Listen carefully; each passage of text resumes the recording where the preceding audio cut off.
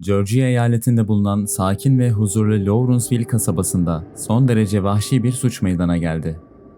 Bu suçlar 2 kişinin hayatını kaybetmesine ve 4 kişinin de hayati tehlike altında olmasına neden oldu. Yaşlı bir çift para için işkence edilerek ve dövülerek öldürüldü. 2 öğrenci ağır yaralandı ancak mucizevi bir şekilde hayatta kaldı ve kolluk kuvvetlerinin anında müdahalesi kanlı vahşetin durmasına ve genç suçluların başladıkları işi tamamlamalarını engelledi. 17 yaşındaki Cassandra Bjorga ve 19 yaşındaki Johnny Ryder'ın hikayesi, hayatlarını birlikte sonlandırmak istemeleri nedeniyle basında Romeo ve Juliet'in hikayesine benzetildi. İşin en dehşet verici yanıysa bu suçlu çiftin kendi ailelerinin üyelerini hedef alması ve tüm sevdiklerinden kurtulmayı amaçlamasıydı. Cassandra Bjorga ve Johnny Ryder ilk kez Ocak 2017'nin sonlarında ortak arkadaşları sayesinde tanıştılar. O sırada Cassandra 17 yaşındaydı ve hala okula gidiyordu. Johnny ise 19 yaşına yeni girmişti ve daha önce evlenip boşanmıştı. Johnny Cassandra'yı ilk gördüğünde onun büyüsüne kapılmış ve ilk görüşte aşık olmuştu. Johnny, annesi ve 2 kız kardeşiyle birlikte ailesinin evinde yaşarken, Cassandra ise kendisine hayran olan büyükanne ve büyükbabası ile birlikte yaşıyordu.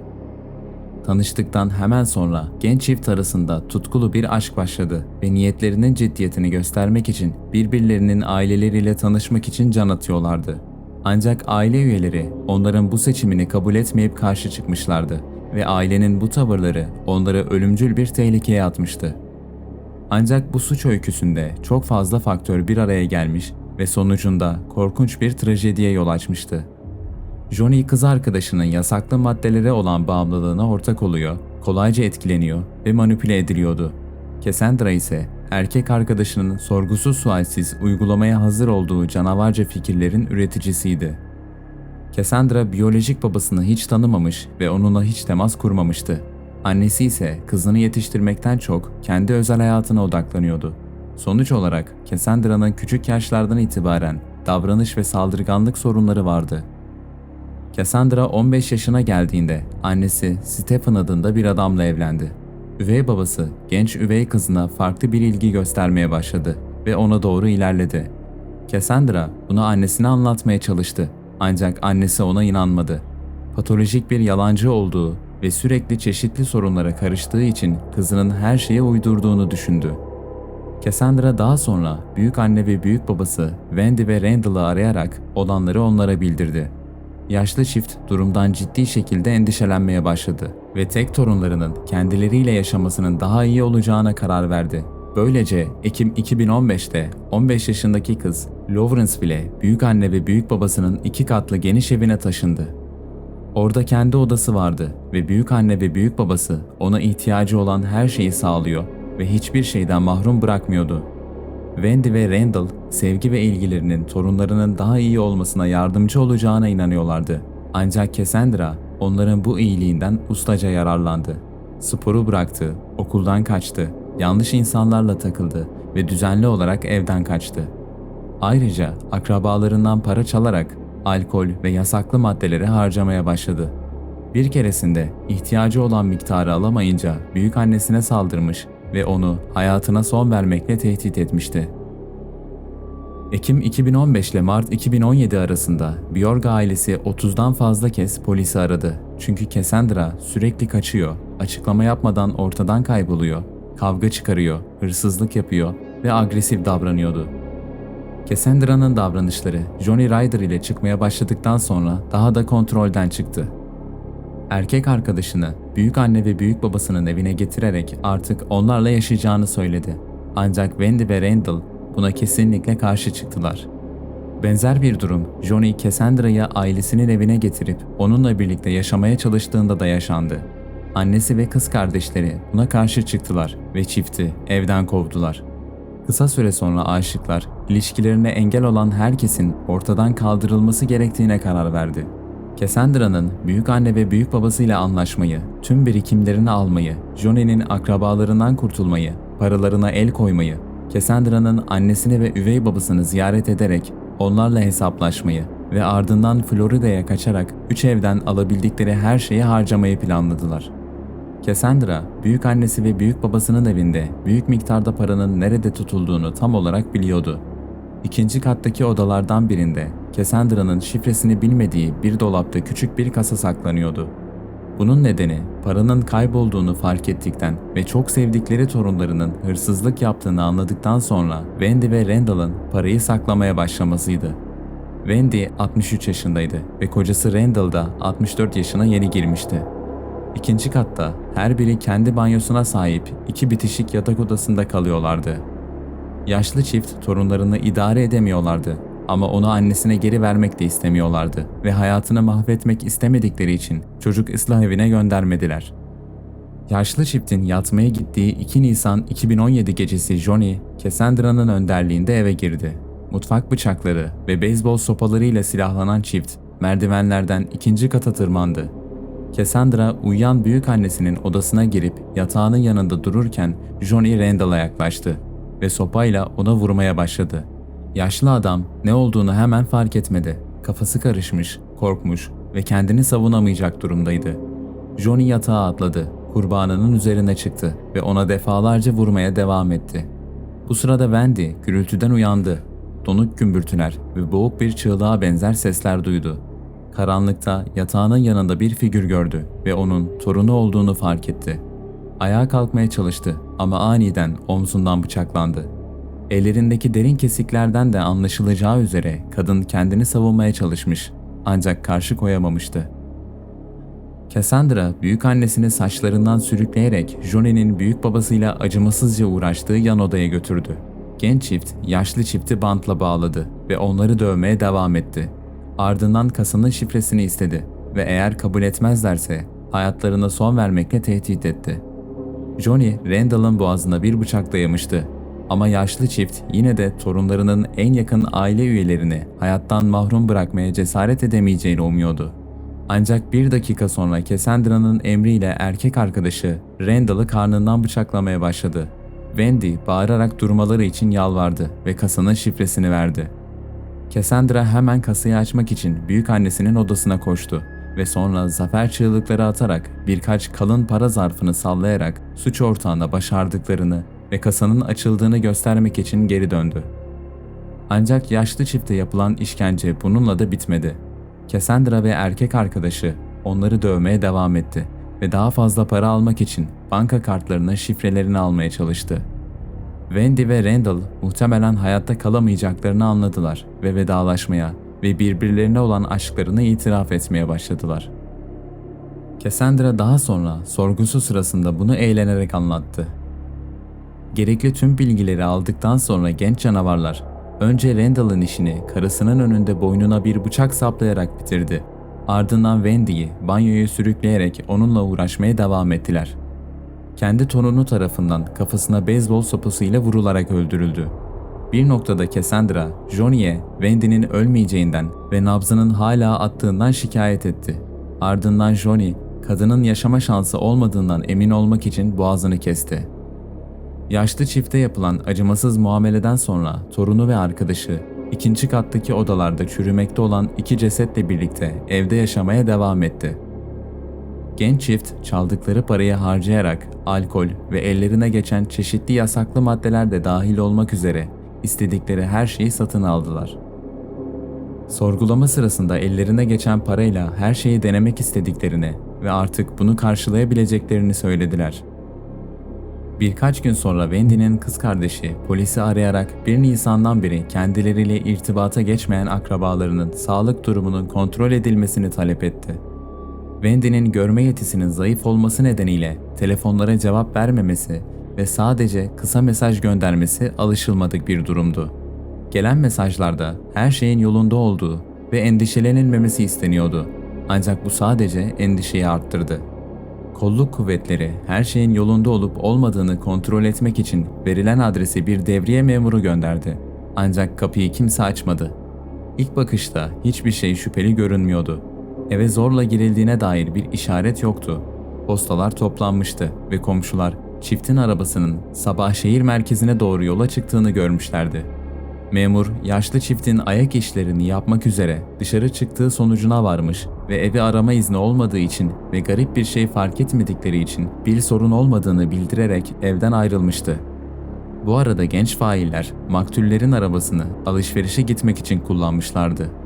Her gün yiyecek ve alkol satın aldılar. Restoranlardan sipariş verdiler ve aldıkları tüm yiyecekleri bitiremediler. Yenmemiş ve bozulmuş ürünleri yere, masalara, pencere kenarlarına ve evdeki her yüzeye dağılmış kutularda çürümeye bıraktılar.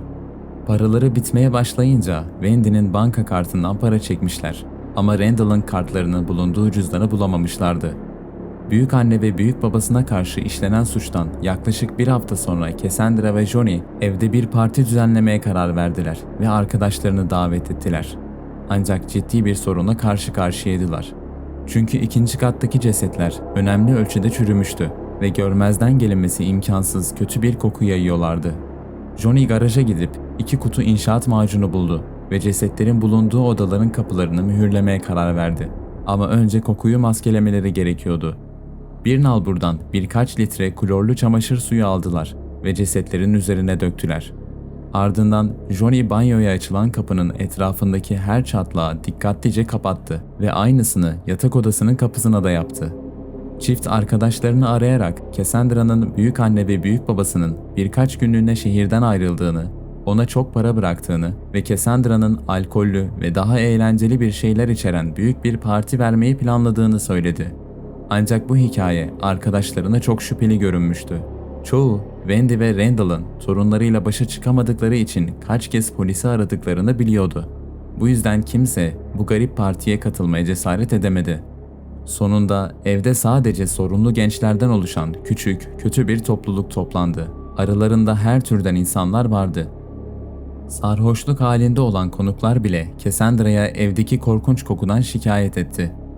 Ertesi gün failler evden ayrılma zamanının geldiğine karar verdiler. Çünkü orada kalmak artık dayanılmaz hale gelmişti. Ancak nakit paraları tükenmek üzereydi ve karttaki paraları neredeyse bitmişti. Bu yüzden kaçışları için daha fazla paraya ihtiyaçları vardı. Bu parayı elde etmek için bir süredir plan yapıyorlardı ve artık uygulamaya geçmeleri gerekiyordu. Ancak bunun için daha fazla akrabalarının hayatını kaybetmesi gerekiyordu. Çift 7 Nisan 2017 Cuma günü Johnny'de anahtarları olduğu için Ryder ailesinin evine zorla girmişti. Sabah saatlerinde Johnny'nin annesi ve kız kardeşleri işte ve üniversitedeyken eve gelmişlerdi. Evi yağmalamayı ve kendilerine bir süre yetecek kadar para ve değerli eşya bulmayı başardılar. Failler beyzbol sopalarıyla silahlanmış ve ayrıca biber gazına benzeyen ancak çok daha büyük ve güçlü olan ayı spreyi satın almışlardı. Saldırgan ayıları püskürtmek için kullanılan bu özel aerosol, güçlü göz yaşartıcı ve tahriş edici maddeler içerdiğinden ciltte kimyasal yanıklara, şiddetli öksürük ve yoğun ağrıya yol açmaktadır. Bir insan için bu silah ölümcül olabilirdi. Her aile üyesinin eve ne zaman döneceğini yaklaşık olarak biliyorlardı. Planları teker teker saldırıp onları hayattan koparmak ve sonra da ganimetlerle kaçmaktı. Johnny'nin küçük kız kardeşi Melissa, üniversite derslerinden sonra eve ilk gelen kişiydi. Ancak beklenmedik bir şekilde evde kimse yokken yalnız kalmak için davet ettiği erkek arkadaşı ile birlikte geldi. Bu durum işleri karıştırdı ama suçlular plana sadık kalmaya ve kara listelerine bir kurban daha eklemeye karar verdiler. Melissa ve erkek arkadaşı içeri girip dağınıklığı gördüklerinde davetsiz misafirlerin, muhtemelen hırsızların olduğunu anladılar. Melissa hemen polisi aramak için telefona koştu ama buna fırsat bulamadı. O da gözlerini sulandıran, boğazlarını yakan ve ciltlerini yanıyormuş gibi hissettiren keskin, turuncu bir dumanla dolmaya başladı. Aniden yüzleri atkılarla örtülü, sopalarla silahlanmış 2 figür ortaya çıktı ve öğrencileri dövmeye başladı. Ancak kurbanlar beklenmedik bir şekilde ciddi bir direniş gösterdi. Bir kavga başladı ve ayı spreyinin bu kadar güçlü olmasını beklemeyen saldırganlar kendileri de zarar gördü. Boğuşmanın ortasında ön kapı aniden açıldı ve her zamankinden daha erken işten dönen ev sahibi Johnny'nin annesi ortaya çıktı. Anne çığlık atıp 911'i ararken saldırganlar mutfak kapısından kaçmayı başardı. Saldırı sırasında Cassandra yanlarında getirdikleri arabanın anahtarlarını düşürmüş ancak Johnny soygun sırasında annesinin arabasının yedek anahtarlarını almış, bu anahtarları kullanarak kaçmışlardı. ve asıl kanıt olan merhum Randall adına kayıtlı aracı bırakmışlardı. Çift, Melissa'nın erkek arkadaşıyla birlikte eve gelmesini beklemiyordu. Çünkü iki güçlü gence aynı anda saldırıp hayatlarına son vermek hiç de kolay bir iş değildi. Suçlular hemen ek tanığı ortadan kaldırmaya karar verseler de neyse ki planlarını tamamlayamadılar. Yeteneklerini abartmışlar ve seçtikleri silah olan ayı spreyinin gücünü açıkça hafife almışlardı. Saldırının her iki kurbanı da hayatta kalmış, ancak çeşitli derecelerde yaralanma ve kimyasal yanıklarla hastaneye kaldırılmıştı. Olay yerine gelen kolluk kuvvetlerinin ilgisini Ryder ailesine ait olmayan arka bahçedeki terk edilmiş araba çekti. Plakayı kontrol ettiklerinde arabanın yasal sahibini buldular. Kısa süre içinde anlaşıldı ki polis o hafta başında arabanın sahibinin evine çağrılmış, ancak kapıyı kimse açmamıştı. Polis memurları hemen Randall ve Wendy'nin evine gittiler ve bu kez cevap alamayınca kapıyı zorlayarak açtılar ve içeri girdiler. Üst kattan geldiği belli olan çürüme kokusu hemen yüzlerine çarptı. Yatak odalarından birinde yatakta ve yerde kan lekeleri vardı ve açık dolaptan boş bir kasa çıkmıştı. Diğer yatak odasına girmek imkansızdı çünkü kapı inşaat yapıştırıcısıyla kapatılmıştı ve kesip açmak zaman ve çaba gerektiriyordu. Polis nihayet içeri girdiğinde dehşet verici bir manzarayla karşılaştı. Yerde elleri arkadan bağlanmış ve ağır işkence izleri taşıyan yaşlı bir adamın çürümüş bedeni yatıyordu. Banyo kapısı da mühürlüydü ve kırılması daha fazla zaman aldı. İçeride ev sahibinin karısının kalıntıları bulundu. Ölümüne neden olan boğaz kesiğinden önce işkence gördüğü ve dövüldüğü belliydi. Ev tam bir kargaşa içindeydi. Her yerde çöpler, kutular ve bozulmuş yemek artıkları, boş alkol şişeleri ve kirli bulaşıklarla dolu bir lavabo vardı. Polis son 1,5 yıl içinde evi onlarca kez ziyaret etmişti ve ölen çiftin sık sık kaçan, agresif davranan ve başını belaya sokan bir torunları olduğunu biliyordu ve bu davanın baş şüphelisi oydu. Yaralı Ryder ailesinin üyeleri, Bjorgan'ın evinde yaşananlar hakkında bilgilendirildiklerinde hemen Cassandra'yı işaret ederek Johnny'nin ona aşık olduğu için suç ortağı olabileceğini ve onun izinden gidebileceğini belirttiler. Genç faillerin ve soyguncuların kaçtıkları arabayla birlikte arandıkları tüm ekiplere bildirildi. Olay yerinden kaçtıktan sonra çift bir markete giderek ayı spreyi kalıntılarını temizlemek ve acı veren yanmayı hafifletmek için 5 litre süt aldı. Johnny biraz düşündükten sonra lise yıllarında ayrılmaz bir ikili oldukları, ancak mezun olduktan sonra neredeyse hiç görüşmedikleri en yakın arkadaşı Jason'ı hatırladı. Suçlular yardım aramaya ve Jason'ın evine geçici olarak sığınmaya karar verdi. Eski sınıf arkadaşı bir kızla birlikte dairesinde belirdiğinde Jason çok şaşırmıştı. İkili korkutucu görünüyordu ama Johnny başlarının belada olduğunu ve gidecek başka yerleri olmadığını söylemişti. Johnny'ye göre annesiyle onaylamadığı kız arkadaşı yüzünden şiddetli bir tartışma yaşamıştı. İddiaya göre annesi onu dışarı atmış ve biber gazı sıkarak her ikisini de kovmuştu. Davetsiz misafirler duş almak ve temizlenmek istemişlerdi. Jason ve annesi çok iyi kalpliydi ve çiftin banyolarını kullanmasına izin verdiler. Onlara temiz kıyafetler verdiler, akşam yemeği yedirdiler ve hatta gece orada kalmalarını teklif ettiler. Gidecek başka yerleri olmadığı için çift teklifi kabul etti. Sabah ev sahibi herkes için kahvaltı ve kahve hazırladı. Misafirlerle dostane bir şekilde sohbet etti ve onlara yardımcı olabileceği başka bir yol olup olmadığını sordu. Birden dışarıdan polis sirenlerinin sesi yükseldi. Polis arabaları pencerenin hemen altına geldi ve 1 dakika sonra memurlar megafonla Johnny ve Cassandra'ya isimleriyle hitap ederek teslim olmalarını istediler. Jason ve annesi olayların bu şekilde gelişmesi karşısında şok olmuşlardı.